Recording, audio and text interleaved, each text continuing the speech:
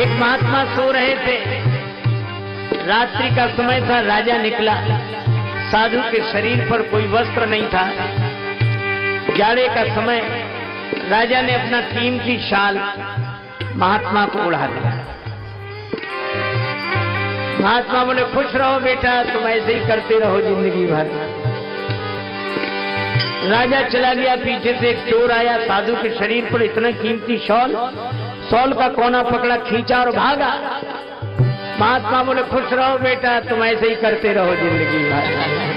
जय हो, जय हो। वाह वाह रे वाह वाह रे वाह वाह रे वाह वाह रे वाह वाह रे वाह वाह रे वाह वाह रे मौज फकीरा रे वाह वाह रे वाह वाह रे। मंग तंग के टुकड़े खांदे, मंग तंग के टुकड़े खांदे,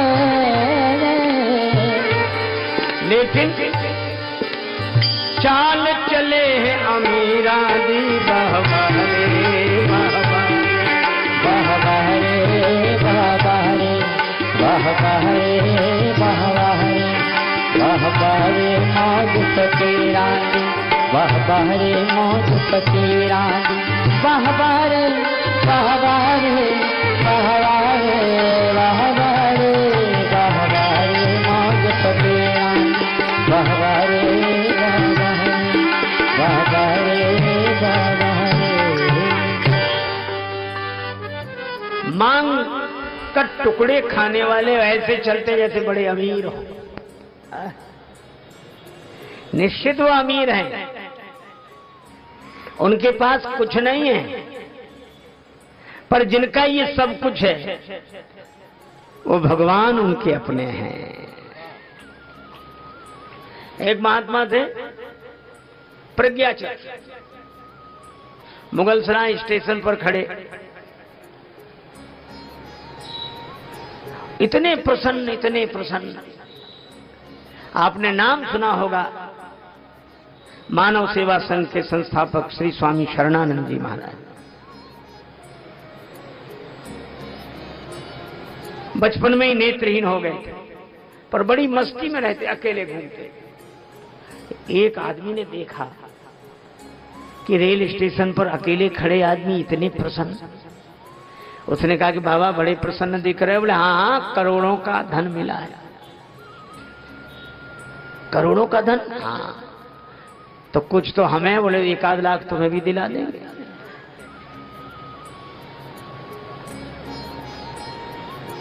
कहां जा रहे हो? वो आदमी बोला, पटना। बाबा बोले, हम भी पटना जाएंगे। टिकट ले लिया? वो बोला, नहीं। जाओ ले आओ टिकट, 2 ले आना। 2 क्यों? बोले, एक अपना हमारे लिए, एक तुम्हारे लिए। वो गया, 2 टिकट ले आए। हाँ, हमारा टिकट हमें दे दो, तुम अपना अपने पास रखो। बोले, महाराज वो 1 लाख का फायदा। बोले, अभी हाल कराते हैं क्या? बोले, 1 लाख का सबसे बड़ा लाभ एक बात में है, तुमने यह नहीं देखा कि मैं क्यों प्रसन्न रहता हूं। कहा, क्यों? बोले, जेब तुम्हारी, खर्च हमारा।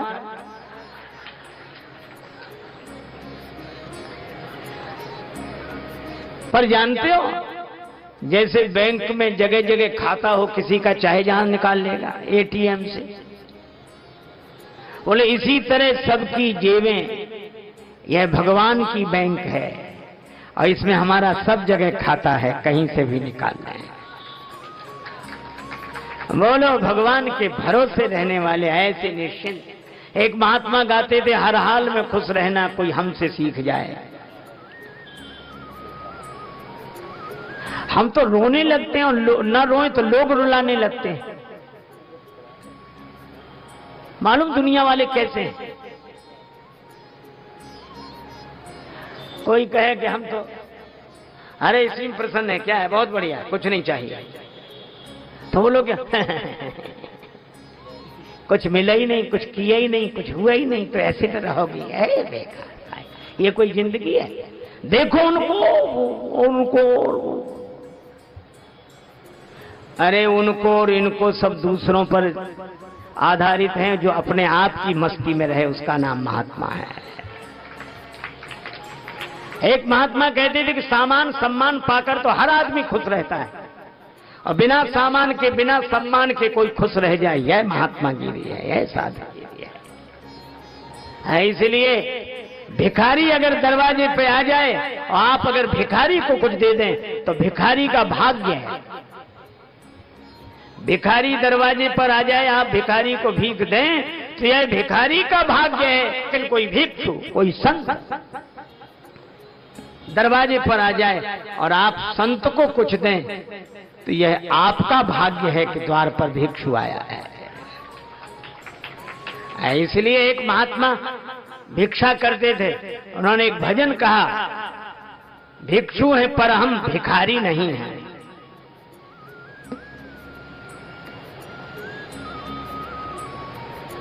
देखो, हाथ पांव सिर जो सबके हैं सो हमारे हैं, और किसी किसी को खुजली लगती है कि नहीं, ऐसे ऐसे करता, ऐसे ऐसे करता खुजली, पर हर कोई तो नहीं करता। जरूरी है कि सिर में खुजली हो।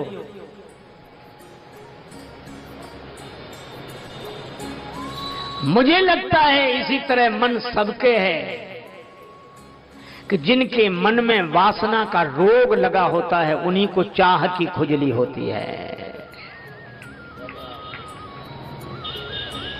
पर ये भगवान के भजन में डूबे कोई इसलिए थोड़े ही जा रहे हैं कि भगवान राजा के घर में जन्मे हैं तो हमें थोड़ा ही बहुत कुछ बना दे, कोई पद दे दो राजा। अरे नहीं, ये गाने जा रहे हैं, ये गाने जा रहे हैं, मांगने नहीं। और मांगे तो वो जो खाली हो, ये खाली नहीं है, भरे हैं, हाल है। स्वर्ण कलश सरयू जल से भरा है, थाल मणि मोतियों से भरा है, भरा ही है, खाली क्या है जो मांगे। अरे मुख भी खाली नहीं, गावत प्रभु के गुण गायन से मुख भरा है, और चरण श्री रामोन्मुख गति से भरे।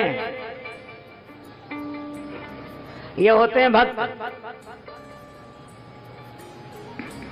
एक बार एक फकीर महात्मा अकेला बालू में पड़ा, शरीर पर एक लंगोटी, बालू में पड़ा। बहुत बड़ा बादशाह निकला उधर से। लोगों ने कहा, ए बाबा हटो हटो, बादशाह आ रहा, हटो हटो। फकीर ने देखा, बोले कह दो बादशाह से इतना बड़ा मैदान पड़ा और कहीं से जाए, शहंशाह पड़ा है, नहीं हटता है। लोगों ने कहा शरीर पे कपड़ा नहीं, शहंशाह है।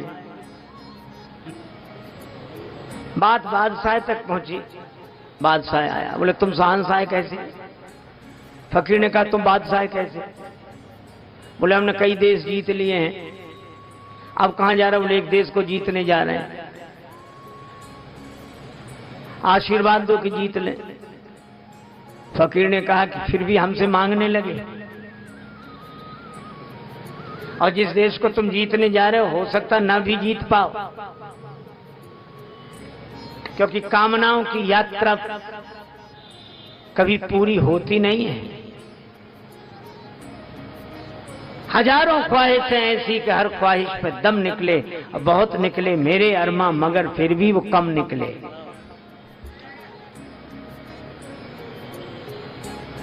अच्छा चलो, तुम बहुत बड़े राजा हो, तुम्हारे राज्य की कीमत कितनी है जानते हो? अरे महाराज बहुत बड़ा साम्राज्य जिसका वर्णन नहीं किया जा सकता। महात्मा बोले पता है, मान लो इस रेगिस्तान की रेत में अकेले तुम भटक रहे हो, तुम्हें प्यास लगी हो, तुम्हारे पास पानी पीने का कोई साधन ना हो, कहीं कोई आधार ना दिखाई दे रहा हो, तब तक मैं निकलूं, मेरे पास एक लोटा पानी हो। वह पानी मांगने के लिए तुम कितना दे सकते हो? बोले करोड़ों रुपया देंगे। फकीर ने कहा फिर भी ना दें तो? बोले मेरे प्राण जा रहे हैं, आधा राज्य दे दूंगा। बोले उसके बाद भी मैं ना दूं तो? अरे बोले मैं पूरा राज्य दे दूंगा, पर मुझे एक लोटा पानी पीने को मिल जाए। महात्मा बोले तुम तो दे दोगे ये पूरा राज्य, मैं ना दूं एक लोटा पानी तो? फकीर ने कहा कि देख लिया, जिस राज्य की तुम इतनी तारीफ कर रहे थे उस तुम्हारे राज्य की कीमत है 1 लोटा पानी।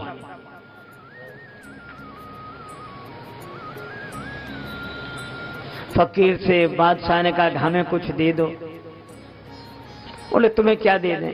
अच्छा तो हमसे कुछ मांग लो। फकीर ने कहा कुछ नहीं चाहिए, तुम सामने बीच में जो खड़े हो तो सूरज की रोशनी और धूप मिलनी बंद हो गई है, तुम एक तरफ हट जाओ ताकि ऊपर वाले से सीधा हमारा संबंध हो जाए।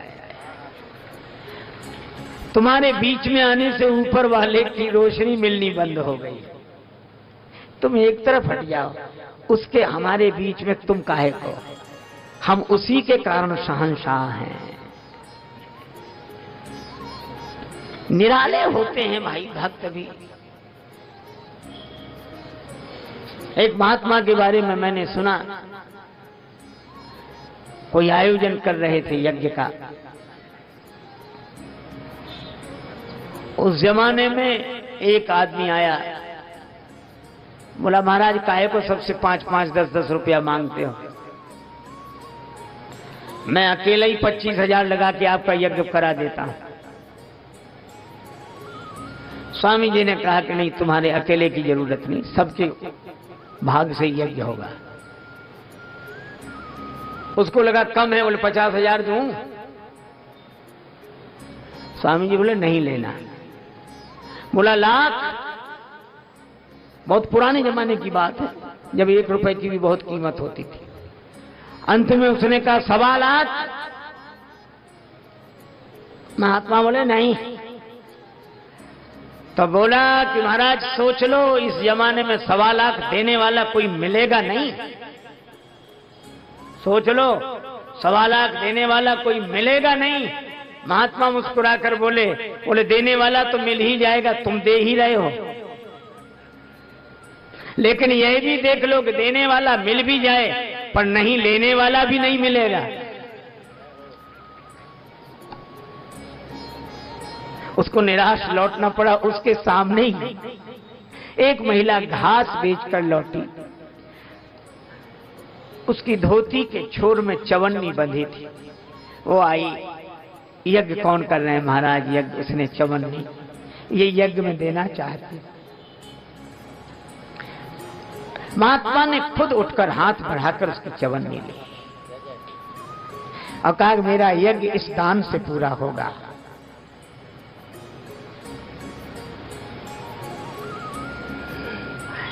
अरे राजा के पास क्या, ये तो राम राजा के पास जा रहे हैं, ये भी कुछ नहीं चाहिए। मुख भरा है राम जी के गुण गायन से, चरण भरे हैं रामोन्मुख गति से। और गई आरती उतारती है,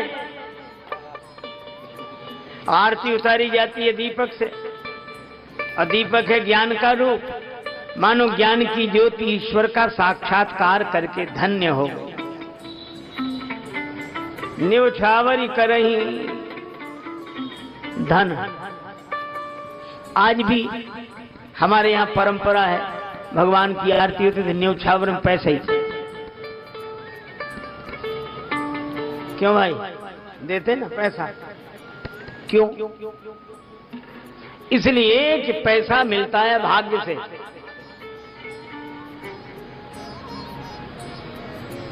पैसा मिलता है भाग्य से। हम लोग क्या सोचते हैं, बड़े आदमी के यहाँ चलो, बहुत बड़े के यहाँ चलो, अच्छा मिलेगा। क्या यार रीमा गैरी में कुछ नहीं रहा, इनको हटा, बड़े आदमी। बात ठीक है, चलते हैं। और जब वहां किसी कर्म के नहीं खाए के बड़े आदमी, इससे तो वही। अरे भाई न किसी का गुण है न किसी का दोष है। एक आदमी अपने घर में था प्यासा, उसने अपना लोटा लिया, सोचा कुआं, अरे गांव का छोटा तालाब के पास, अरे तालाब भी छोटा, नदी के पास, नदी भी छोटी, समुद्र के पास। जब कुआं तालाब नदी सबको छोड़कर समुद्र के पास गया कि बहुत मिलेगा, समुद्र के पास पानी की कमी नहीं है। अरे उसके पास तो कमी नहीं, पर तुम्हारा लोटा तो नहीं है। क्यों भाई? लोटा चाहे कुएं में डुबो, चाहे नदी में, चाहे तालाब में, चाहे समुद्र में पानी उतना ही बनेगा। ये लोटा क्या है? ये कर्म कमंडल कर लिए तुलसी जहां जहां जाए, सरिता कूप समुद्र जल बूंद नाधिक समाए। कोटि उपाय करे धन के हित भाग लिखो तितनो ही लहे गो।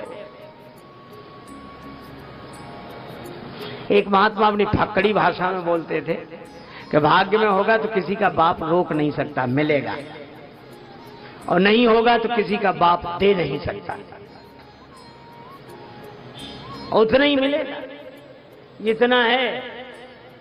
एक महात्मा से एक सज्जन बोले हमारे बेटे को समझा दो। बोले क्या समझा दे? बोले ये बहुत खाता है। महात्मा हंसकर बोले कि ज्यादा नहीं खाता है। कहा क्यों? बोले हर आदमी उतना ही खाता है जितना उसका खाता है, खाते से ज्यादा कोई नहीं खाता। डायबिटीज हो जाए तो मिठाई खाना बंद, अरे मिठाई खाने का खाता खत्म, फिर वो खाता नहीं रखाता है। इसलिए ठीक है, ये धन है भाग्य से मिलता है, भाग्य बनता है कर्म से, तो धन हुआ कर्म का फल। तो ज्ञान की ज्योति आरती के बहाने ईश्वर का साक्षात्कार करके धन्य हो गई, और कर्म का फल ईश्वर पर न्यौछावर हो गया। प्रधानता भक्ति की थी, उसका फल मिल गया। बार बार शिशु चरण पर ही।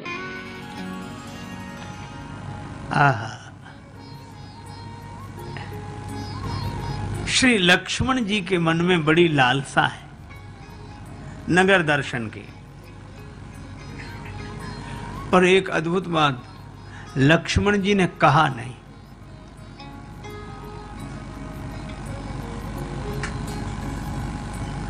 लक्ष्मण जी ने कहा नहीं और राम जी ने बिना कहे जान लिया।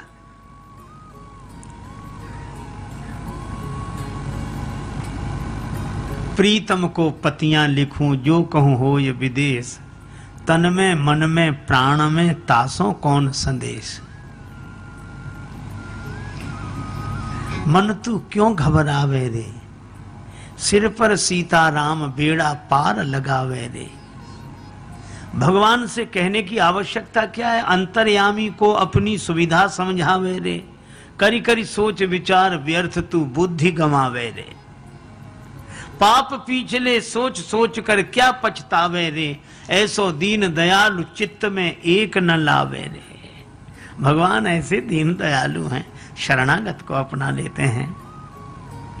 तो हम भगवान को खोजने कहां जाएं? कहीं मिलते ही नहीं हैं। तुम्हें खोजने जाने की आवश्यकता क्या है? भगवान को खोजने मत जाओ, भगवान के बन जाओ। कैसे? कि जैसे कन्या वर के प्रति समर्पित हो जाती है, खोजने नहीं जाती। दुल्ही बना देह वर को मत खोजन जावे रे, और एक दिन तेरे द्वार बजावत बाजे दुल्हा आवे रे। मन तू क्यों घबरावे रे। भगवान पर, भगवान से क्या कहना? भगवान सब जानते हैं, सब जानते हैं। मैं देखता हूं कि देखते हैं आप। सफीना डूब रहा है तो कोई बात नहीं, आप देख रहे हैं। यह है भगवान पे भरोसा। श्याम से दिल को लगाना कोई मजाक नहीं, और जीते जी जान से जाना कोई मजाक नहीं। कहा ही नहीं, लालसा मन में इच्छा हुई। भगवान समझ गए। क्यों? भगत वछलता ही है हुलसानी। भक्त के हृदय की लालसा समझ गए और गुरुजी से बोले, गुरुदेव नाथ लखनपुर देखन चाही। नाथ लखनपुर देखन चाही। नाथ लखनपुर देखन चाही। नाथ लखनपुर देखन चाही। नाथ लखनपुर देखन चाही। नाथ लखनपुर देखन चाही। हे नाथ, लक्ष्मण जी नगर देखना चाहते हैं। गुरुजी मुस्कुराए। लक्ष्मण जी को नगर देखना है? हाँ गुरुदेव। नाथ लखनपुर देखन चाही, तो गुरुजी बोले देखन चाही तो काहे न कहाही। जिन्हें देखना है वे कहते काहे नहीं। का प्रभु सकोच डर प्रगट न कहाई, आपका संकोच है। अच्छा, तो लक्ष्मण जी को नगर देखना है। हाँ।